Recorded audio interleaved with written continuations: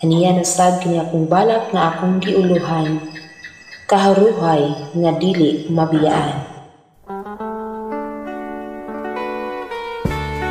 Matag binuhat nangandoy sa kinabuhing haruhay. Sa sopa o kutsyon nga kama magharay-haray, sa bisan asang dapit mulakaw, sa kutsi magsakay-sakay. Bisan diha sa unahan o gamay, sa barkada manulog ang bagay. Apan pilion ko na lang, mupuyo sa balay nga napuno og sulay, matulog ibabaw sa kawayang lantay, ug mulakaw nga magpaklay.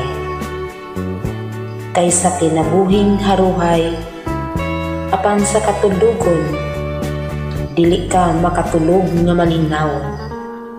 Huna mo pukawon sa mga pagduda, basin katabang mo og gwardya, unayon kanila. Kung kaharuhay karon wala pa nimo maangkon, ayaw lang pagmasulubon, bisan kana dili matigayon. Matag usa kanato ning kalibutan mubiya, kitang tanan nga nagsama, wala kayo bisan usa nga madala. Bisan ang gwapa mong asawa ug macho nimong nga bana, kana silang tanan ipilin ra sa iyang kiritan.